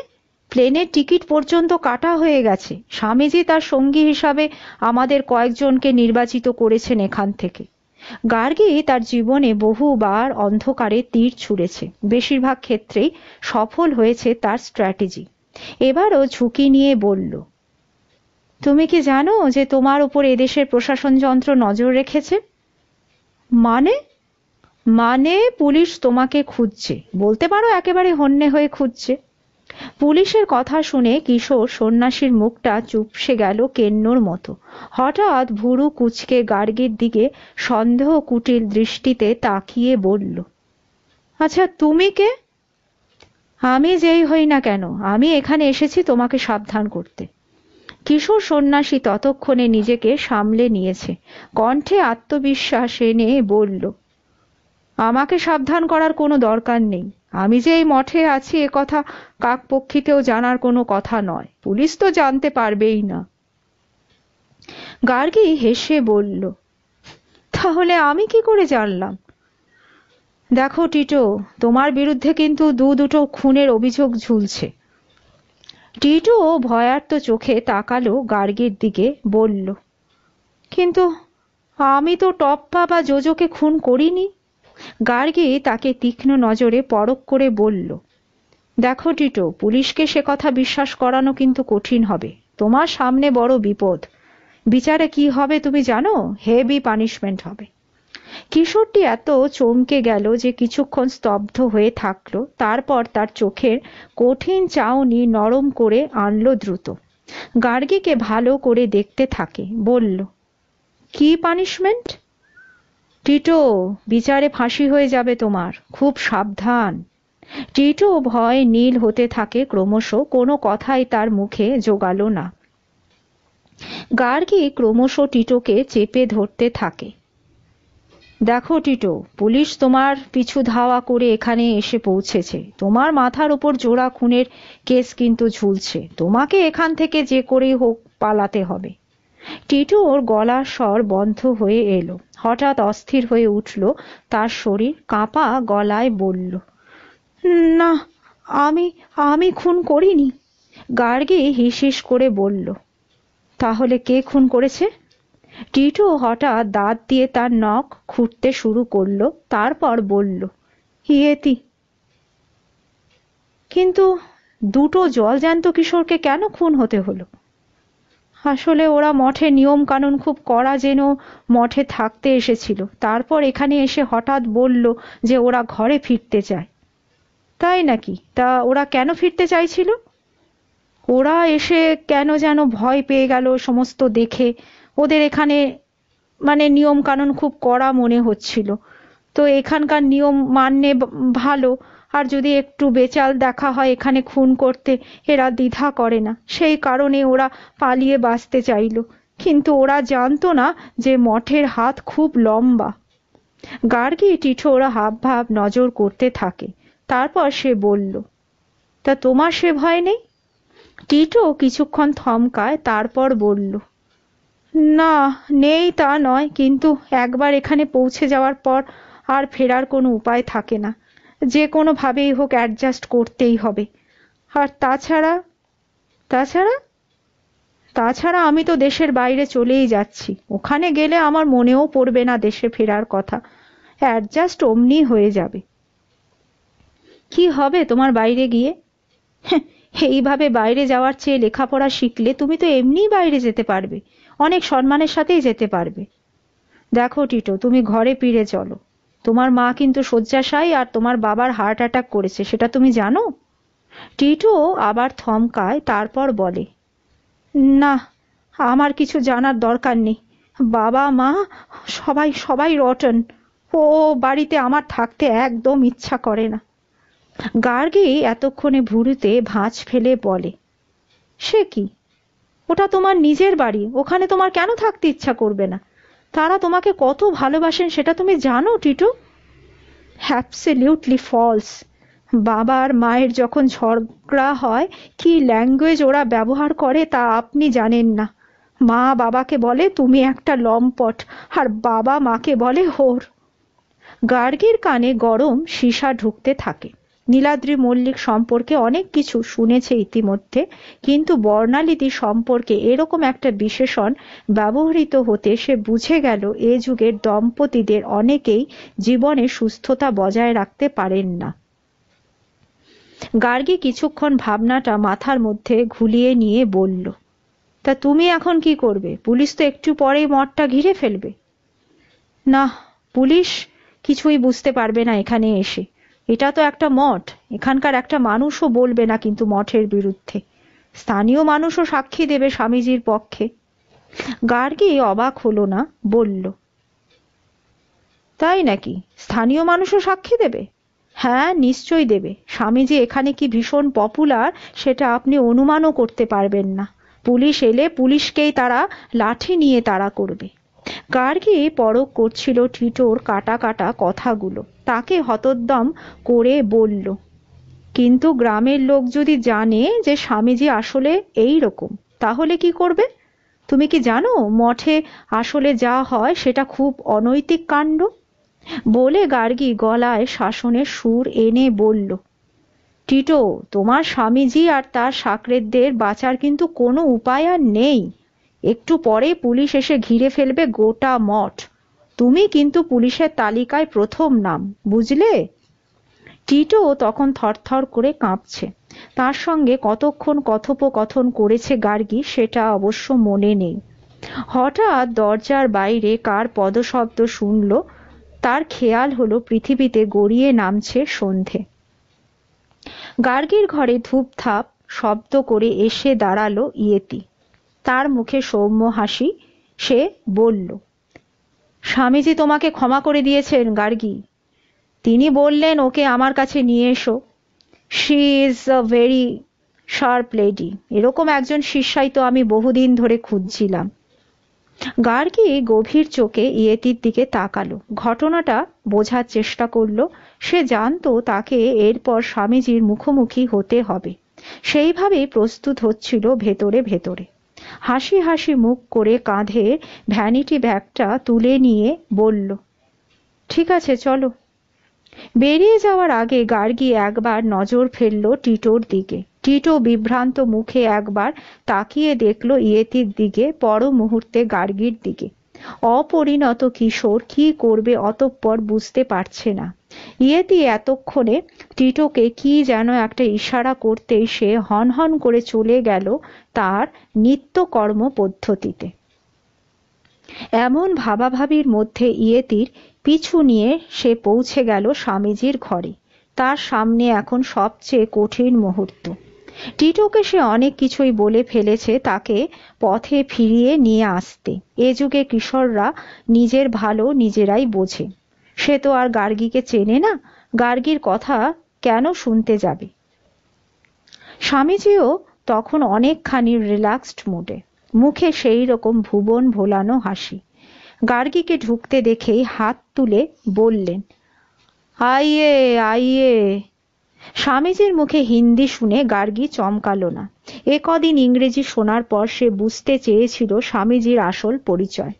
ইয়েতি ঘরে ঢুকেই গার্গীকে বলল, স্বামীজি বলছেন তোমাকে দীক্ষা দেওয়ার আজই হলো প্রকৃষ্ট সময়। দীক্ষার পর কাল থেকে তুমি হবে এই মঠের একজন ডিরেক্ট ডিসাইপল। গার্গী তার ঘোরের মধ্যে খেয়াল করল ইয়েতি তার পাশে দাঁড়িয়ে নেই। স্বামীজির ঘর থেকে দ্রুত বেরিয়ে যাওয়ার সময় বাইরে থেকে বন্ধ করে দিয়ে গেছে দরজাটা। ঘরের ভেতর সে এখন স্বামীজির সঙ্গে একা, একদম একা। গার্গীর বুকের ভেতরটা ধকধক করছে। ইয়েতি এখনই মুখোমুখি হবে টিটোর। টিটো এখন পুরোপুরি মঠের কবজায়। ইয়েতির কথা মতোই কাজ করবে। তার কাছ থেকে গার্গীর পরিচয় জেনে ফেলবে এখনই। তারপর কি হবে সেটা অবশ্য গার্গীর অজানা নয়, কিন্তু সে তো ঘটবে এই ঘর থেকে বেরোবার পরে। তার আগে গার্গীকে আত্মরক্ষা করতে হবে স্বামীজির হাত থেকে। আপাতত স্বামীজি তার দিকে তাকিয়ে রয়েছেন, মুখে লম্পটের হাসি মাখিয়ে। অধ্যায় 17। ঘরের ভেতর টিউবলাইটের ঝকমকে আলোয় গার্গী দেখল স্বামীজি প্রশান্ত হাসিতে ভরপুর হয়ে বসে রয়েছেন।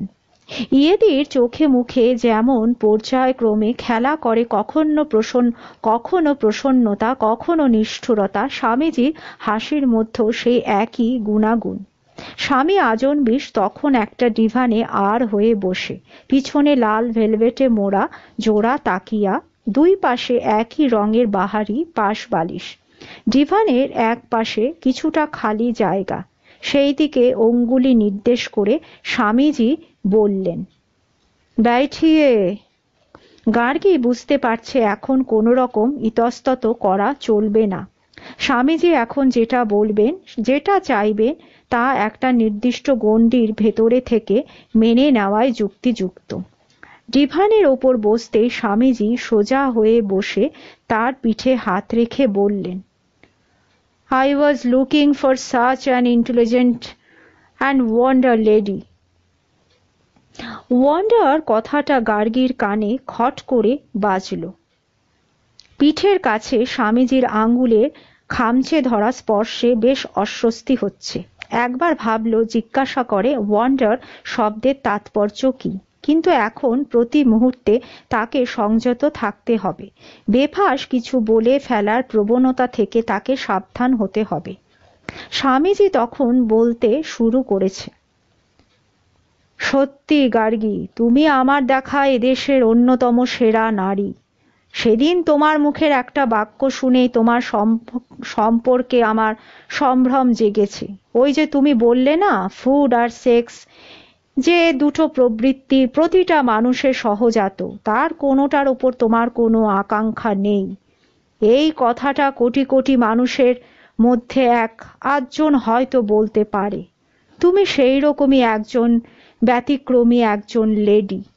গার্গী বুঝতে পারছিল স্বামীজি এখন খুব ধীরে সুকৌশলে কোনো বক্তব্যে উপনীত হবেন। তার জন্যে সে তৈরি হয়ে এসেছে। স্বামীজি ধীরে ধীরে বলতে লাগলেন, মাই ডিয়ার লেডি, মানুষের জীবনে আরো সব বাসনার মতন সেক্স এমন একটা বাসনা যা আমরা অনেকেই চেপে রাখার চেষ্টা করি। বিশেষ করে এদেশের নারীরা। ৯৮% দাম্পত্য কলহ হয় মানুষের এই সহজাত প্রবৃত্তি চেপে রাখার জন্যে। নারীর শরীর হচ্ছে ভালোবাসার আধার, তাকে জাগিয়ে তোলাটা পুরুষের কাজ। চোখ ছানা বড়া করে স্বামী আজনবিশের বক্তৃতা শুনছে আর ক্রমশ আতঙ্কিত হচ্ছে সে। পরিষ্কার বুঝতে পারছিল স্বামীজি তাকে কথার জাদুতে সম্মোহিত করার চেষ্টা করছেন, শুধু সময় নিচ্ছেন কখনো দুর্বল থেকে দুর্বলতর থেকে দুর্বলতম হয়ে উঠবে তার নতুন শিকার। সেই সুযোগটাই নিতে চাইবেন এই বিচিত্র মঠ সাম্রাজ্যের অধীশ্বর। তিনি আবার বলতে শুরু করলেন, মাই ডিয়ার লেডি, তুমি যখন মঠের সমস্ত নিয়ম কানুন জেনে এখানকার শিষ্যা হতে চেয়েছ, তোমার মন থেকে সব নিষেধের বেড়া তুমি সরিয়ে নাও। মানুষের শরীর যেমন বাসনার চরম মুহূর্তে পৌঁছে দিতে পারে মানুষকে, তেমনি পৌঁছে দেয় চরম বাসনাহীনতায়। আমি যে দর্শন প্রচার করি তার সারসত্য কিন্তু এটাই, ভোগের তুঙ্গ থেকে মোক্ষের তুঙ্গে পৌঁছানো। তারই একটা পাঠ আমি আজ তোমায় দেব। তবে তার আগে, বলতে বলতে স্বামী আজনবিশ আরো একটা ম্যাজিক দেখালেন গার্গীর সামনে। তার পাশে একটা বোতলে স্বচ্ছ জল ভরা ছিল, বোতলের পাশের আরেকটা গেলাসেও জল ভরা। প্রথম গেলাসের জল অর্ধেকটা ফেলে দিয়ে তার ভেতর দ্বিতীয় গেলাসের জল ভরতেই কি আশ্চর্য, সেটা রূপান্তরিত হলো ঘন টাটকা দুধে।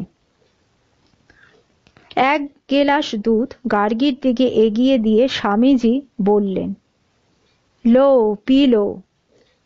গার্গী প্রস্তুত হয়েছিল, জানতো এরকম নানা ম্যাজিক দেখিয়ে তাকে দুর্বল করে ফেলবেন। সেও হাসি হাসি মুখ করে বলল, স্বামীজি, আপনার কাছে পাঠ নেব বলেই তো আমি মঠে এসেছি। আপনার দেওয়া শক্তিবর্ধক দুধও আমি নিশ্চয় গ্রহণ করব, কিন্তু তার আগে আমিও একটি গুরুদক্ষিণা আপনাকে দিতে চাই। বলতে বলতে গার্গী তার কাঁধের ভ্যানিটি ব্যাগ খুলে একটা ছোট্ট ফ্লাস্ক বার করলো। তার উপর লাগানো রয়েছে একটা স্বচ্ছ গেলাস। সেটি স্বামীজির সামনে রেখে ফ্লাস্কটির ঢাকনা খুলল। ফ্লাস্কে পাশাপাশি দুটো চেম্বার, একটাতে চা রাখা যায়, অন্যটাতে কফি। সেটির একটি চেম্বার খুলে উপুর করে ধরতে যেটা বেরিয়ে এলো সেটা চা কফি নয়, টলটলে জল। অতঃপর অন্য চেম্বার উপুর করে ধরতে তাতেও জল। কিন্তু দুই চেম্বারে দুটো জল মিলে টকটকে লাল রঙের পানীয় তৈরি হলো, যা স্বচ্ছ গেলাসটিতে দেখাচ্ছে ডালিমের রসের মতো। গেলাসটি এগিয়ে দিয়ে বলল, স্বামীজি, আগে আমার শ্রদ্ধার্ঘ্য গ্রহণ করুন, তারপরে আমি আপনারটা করব। স্বামী আজনবিশের দুই মায়াবী চোখ তখন কপালে উঠেছে। গার্গীর দিকে তাকিয়ে রয়েছেন বিস্ফারিত চোখে। গার্গী ততক্ষণে বুঝে ফেলেছে তার আর ফেরার পথ নেই, যা করার তাকে এখনই করতে হবে। সঙ্গে সঙ্গে ঘরের দরজায় ছিটকিনি তুলে দিয়ে হাসি হাসি মুখ করে বলল, তাহলে স্বামীজি, পাঠ গ্রহণ করার জন্য আমি তৈরি। একটি যুবতীকে ছিটকিনি তুলে দরজা বন্ধ করতে দেখে স্বামীজির মুখ পলকে নরম হয়ে এলো। গার্গী ততক্ষণে তার ব্যাগ থেকে বার করল ফুল। খুব কাছে গিয়ে না দেখলে বোঝা যাবে না এটা কাগজের তৈরি গোলাপ। সেটা স্বামীজির হাতে ধরিয়ে দিয়ে বলল, স্বামীজি, আমি আপনার লাইব্রেরিতে বই পড়ে ধ্যানের প্রাথমিক পাঠ শিখেছি। তাতে যে কটা অলৌকিক ক্ষমতা আমার আয়ত্তে, তার একটা আপনাকে দেখাচ্ছি। আপনি নিশ্চয়ই বুঝতে পেরেছেন যে এটি কাগজের ফুল, কিন্তু এটি বার তিনেক শুকলে কাগজের পাপড়ি হয়ে উঠবে সত্যিকারের পাপড়ি। এই বিদ্যাটি যদি আপনার জানা না থাকে তাহলে আমি আপনাকে কিন্তু শিখিয়ে দিতে পারি। রিয়েলি? গার্গীর কথা স্বামীজি বিশ্বাস করতে পারছিলেন না, আবার অবিশ্বাসও করতে পারছিলেন না। কারণ একটু আগে এই তরুণী তাকে ডালিমের রস তৈরি করে স্তম্ভিত করে দিয়েছে। গার্গীর কথা সত্যি কিনা সেটা দেখতে বার তিনেক জোরে জোরে শুকতেই তার নাকে চমৎকার মিষ্টি অনুভূতি। গন্ধটা গোলাপের নাকি গন্ধরাজের নাকি অন্য কিছু, সেটাই ভাবতে লাগলেন স্বামীজি। কিন্তু বেশিক্ষণ ভাবনার আর অবসর পেলেন না। তার অনুভূতি আচ্ছন্ন হয়ে আসতে লাগলো ক্লোরোফর্মের প্রভাবে। কিছুক্ষণের মধ্যে তার দুচোখ জুড়ে জড়িয়ে এলো গভীর ঘুমে। গার্গী জানে অন্তত ঘন্টা 6 সময় পাওয়া যাবে, এর মধ্যে যা কিছু করার করতে হবে। তক্ষুনি তার ভ্যানিটি ব্যাগের ভেতর থেকে বার করলো মোবাইল ফোন। পুলিশ হেডকোয়ার্টারের গোয়েন্দা শাখার সঙ্গে আগে থেকে কথাবার্তা বলে রেখেছিল। তার মঠে আসার দিনক্ষণ জানিয়ে গার্গী বলেছিল, দেখুন মিস্টার চ্যাটার্জি, এখন কিন্তু আপনি আমার ভরসা।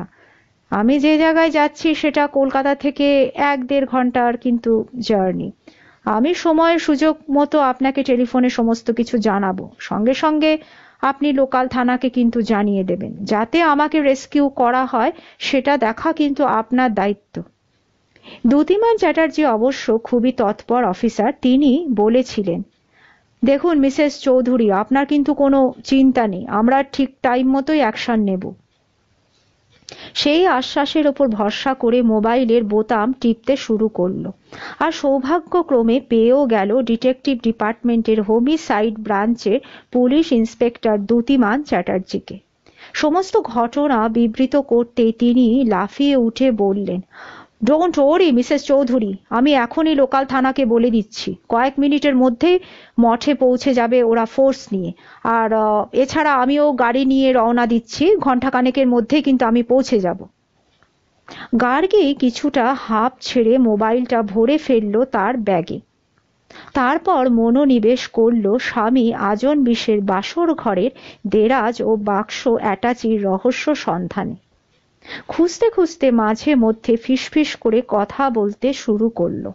রকমারি সব সংলাপ শুনিয়ে ইয়েতিদের ভাবতে সাহায্য করল গার্গী আর স্বামীজির কথোপকথন। এর মধ্যে তার খুবই নিশ্চিন্ত অনুসন্ধান হচ্ছিল। দরজায় ছিটকিনি তোলা, বাইরে ইয়েতি অ্যান্ড হিজ কোম্পানি ভাবছে স্বামীজি এখন মহা সুখে দীক্ষা দান করছেন মঠের নতুন শিষ্যা গার্গী চৌধুরীকে, যে কিনা রাত পোহালেই মস্তক মুন্ডন করে সোনালি রঙের আলখাল্লা গায়ে চাপিয়ে পরিচিত হবে জি নামে। ভেবে তারা উল্লসিত হচ্ছে যে এরপর তারাও জিয়ের সান্নিধ্য পাবে প্রতিদিন প্রতি মুহূর্তে। প্রায় ঘন্টা দেড়েক পরে স্বামীজির ঘরের দরজায় ঠুক ঠুক শব্দ শুনল গার্গী, সেই সঙ্গে অজস্র বুটের শব্দ। একটু পরে পুলিশ ইন্সপেক্টর দ্যুতিমান চ্যাটার্জির কণ্ঠস্বর শোনা গেল, Mrs Chowdhury, Mrs Chowdhury, Mrs Chowdhury. নিশ্চিন্ত হয়ে গার্গী দরজার ছিটকিনি খুলল। মঠের ভেতর তখন বহু পুলিশে ছয়লাভ, ইয়েতি জিনটা সহ বহু শিষ্য শিষ্যা পুলিশের হেফাজতে। ঘরের ভিতর স্বামীজি তখনও গভীর ঘুমে অচৈতন্য। গার্গীকে দেখে দ্যুতিমান চ্যাটার্জি গভীর বিস্ময় জিজ্ঞাসা করলেন, কি ব্যাপার মিসেস চৌধুরী, এরকম একটা অদ্ভুত ঠেক আপনি কি করে খুঁজে পেলেন? গার্গী এতক্ষণ নিশ্চিন্ত হয়ে হাসতে পারল, বলল, কি বলবো আপনাকে, সেটা একটা বিশাল ইতিহাস, পরে কোনো এক সময় আপনাকে সমস্ত কথা খুলে বলবো। আসলে আমিও অনুমান করতে পারিনি যে টিটোর ঘরে পাওয়া একটা লাইব্রেরি কার্ডের সূত্র থেকে আবিষ্কার করতে পারবো এরকম একটা সাংঘাতিক জায়গা। দ্যুতিমান চ্যাটার্জি হেসে বললেন, সাংঘাতিক বলে সাংঘাতিক, এইরকম অদ্ভুত এক সন্ন্যাসী এই রাজ্যে ঘাঁটি তৈরি করেছেন, এটা তো ভাবাই যাচ্ছে না। মিস্টার চ্যাটার্জি, সমাজে যত রকম পাপ কাজ রয়েছে তা নিখুঁতভাবে সম্পন্ন করতে গেলে সন্ন্যাসীর ভেগ ধরাই কিন্তু সবচেয়ে সুবিধাজনক। স্বামী আজনবিশের কথার জাদু যেমন খুব সহজে মোহিত করে ফেলে শ্রোতাকে, তেমনি তার হাতের জাদুও স্তব্ধ হয়ে কিন্তু দেখার মতন। হঠাৎ শূন্য থেকে কিছু ভস্য সংগ্রহ করা, কিংবা একের পর এক গোলাপ ফুল তুলে আনা অথবা সন্দেশ জোগাড় করা, এতে যে কোনো মানুষই স্বামীজির অলৌকিক ক্ষমতা কোনো রকম সন্দেহ কিন্তু প্রকাশ করতে পারবে না। আসলে স্বামীজির টার্গেট অবশ্য সব বয়সের ভক্তরাই। অল্প বয়সী তরুণ তরুণী, তাদের আকৃষ্ট করার জন্য শহরতলির এক একটা এলাকা বেছে নিয়েছে এবং সেখানে এক একটা লাইব্রেরি তৈরি করেছে। বিশেষ করে কলেজ বিশ্ববিদ্যালয়ের ছাত্রছাত্রীরাই হচ্ছে টার্গেট। কলেজের পাঠ্যপুস্তকের টানে এসে খুব সহজেই ফাঁদে পড়ে তরুণ তরুণীরা। YOZ, ইয়েতি এবং জিনটা নামের দুই যুবক যুবতী স্বামীজির এই মঠের এজেন্ট। ওরা নানাভাবে প্রলুব্ধ করত ছাত্রছাত্রীদের। স্বামীজি দুই ভাগে বিপথে নিয়ে যান এই সমস্ত নিরীহ তরুণ তরুণীদের। এইভাবে ভারতবর্ষের বিভিন্ন জায়গায় ও বিদেশের নানা স্থানে এক একটি মঠ তৈরি করে ভালোই ব্যবসা ফেঁদেছিলেন স্বামীজি। এই সমস্ত শিষ্য শিষ্যাদের বিদেশে পাঠিয়ে আমদানি করেন নানা ধরনের ভয়ঙ্কর সব মাদক দ্রব্য। এমনই শিষ্য শিষ্যাদের কাছ থেকে বিদেশে যাওয়ার প্রলোভন দেখিয়ে আদায় করেন লক্ষ লক্ষ টাকা। আবার বিদেশ থেকে বহু টাকা পয়সা নিয়ে আসা যুবক যুবতীদেরও তিনি আকৃষ্ট করতেন মঠে যোগদান করতে। পুলিশ ইন্সপেক্টর দ্যুতিমান চ্যাটার্জি চুপচাপ শুনছিলেন গার্গীর কথা। এতক্ষণে বললেন, স্বামী আজনবিশের স্মাগলিং ব্যবসার কথা না হয় জানা গেল, কিন্তু জোজো আর টপ্পা খুনের রহস্যের কি কোনো কিনারা করতে পারলেন? মানে টিটো কোথায় অদৃশ্য হলো? টিটোর সন্ধানে ঘুরতে ঘুরতে মঠে হাজির হয়ে কিন্তু ওর কথা জানতে পারলাম। টিটো এখানে আছে, তবে তাকে দেখে আপনি কিন্তু চিনতেও পারবেন না। আমি অবশ্য তাকে আগে কখনো দেখিনি, তার একটা ফটো দেখেছিলাম বর্ণালীদির কাছে। সেই সঙ্গে টিটোর সঙ্গে এখনকার টিটোর কিন্তু সুমেরু কুমেরুর ফারাক, গার্গী বলল। তারপর গার্গী তার সামনে সমবেত কয়েকজন শিষ্য শিষ্যার ভেতর থেকে একজনকে ডাকলো ইশারা করে। সোনালী পোশাক পরিহিত মণ্ডিত মস্তক সেই সি নামের কিশোরটা এগিয়ে আসতেই গার্গী বলল, মিস্টার চ্যাটার্জি, এই দেখুন টিটো। প্রথমে আমি ওকে চিনতে পারিনি, মঠে এসে ওর নামকরণ হয়েছে সি। নামের আদ্যক্ষর ব্যবহার করে মঠে নতুন নাম দেওয়া হয় সব শিষ্য শিষ্যাদের। ভেবেছিলাম টিটোর নাম হবে টি, কিন্তু টি নাম দেওয়া হয়েছে আরেকটা মেয়েকে। তারপর ভাবতে ভাবতে হঠাৎ আমার মনে পড়ে গেল যে টিটোর ভালো নাম তো চিত্রায়ন। তখন সি অর্থাৎ চিত্রায়নকে চিনতে আমার কোনো অসুবিধা হয়নি। দ্যুতিমান চ্যাটার্জি অবাক হয়ে দেখতে লাগলেন টিটোকে। মুখে অস্ফুট শব্দ করে বললেন, স্ট্রেঞ্জ? হ্যাঁ, ওর মুখ থেকে আপনারা সব শুনতে পারবেন যে ওই দুই বন্ধু টপ্পা এবং জোজোকে কি নৃশংসভাবে খুন করেছে ওয়াই অর্থাৎ ইয়েতি নামের যুবক।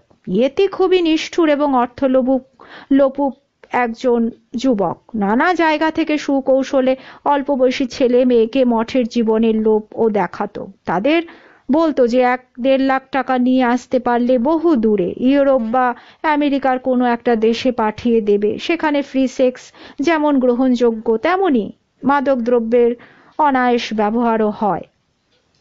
তো টিটো, টপ্পা, জোজো ওর 3 বন্ধুকে একই সঙ্গে টোপে গাথে ইয়েতি আর জিনটা মঠে যাওয়ার প্রস্তাবেও রাজি করিয়েছিল।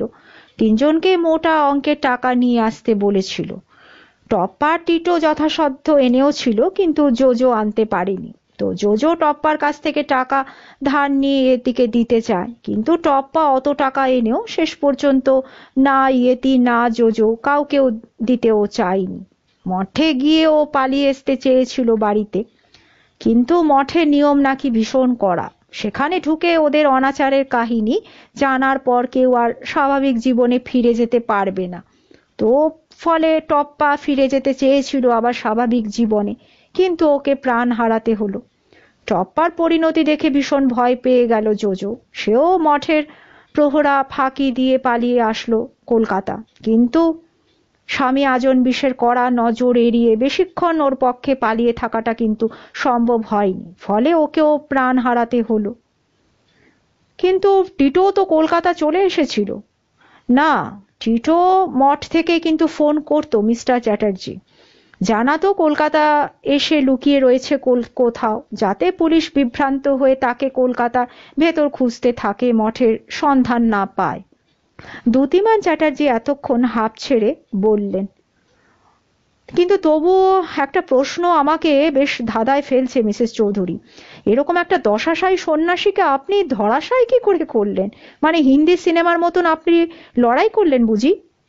গার্গী হেসে উঠে বলল, লড়াই করলাম ঠিকই, তবে সেটা বুদ্ধির লড়াই।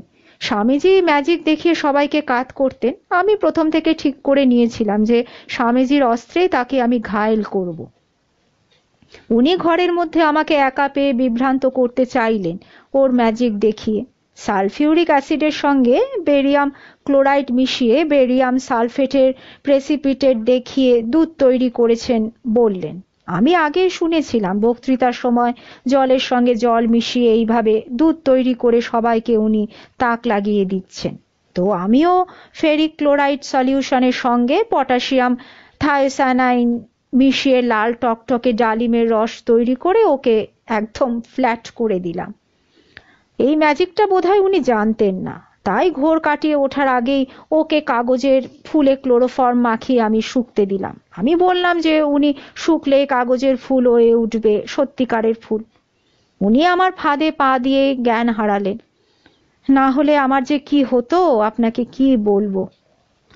তাহলে মিসেস চৌধুরী, আপনি কিন্তু খুবই ঝুঁকি নিয়েছিলেন। যাই হোক, এবার স্বামীজি অ্যান্ড হিজ কোংকে শ্রীঘরে পাঠানোর ব্যবস্থা করি। হ্যাঁ, তার আগে বর্ণালীদিকে প্লিজ আপনি একটা ফোন করে টিটোর খবরটা জানিয়ে দিন। উনি খুব ভেঙে পড়েছেন। শুধু কি বলবো, টপ্পা আর জোজো আর তাদের মা বাবার জন্য আমার খুব আফসোস হচ্ছে, বুঝলেন মিস্টার চ্যাটার্জি, বেচারীরা এইরকম একটা সাংঘাতিক চক্রান্তের মধ্যে জড়িয়ে পড়ে বেঘোরে প্রাণটা দিল। আমার প্রিয় বন্ধুরা, আজকে গল্পটা এখানেই শেষ হলো। কালকে নিয়ে আসবো এরকমই অন্য স্বাদের ভালো কোনো রহস্য উপন্যাস। আপনারা সঙ্গে থাকবেন, সুস্থ থাকবেন। নমস্কার।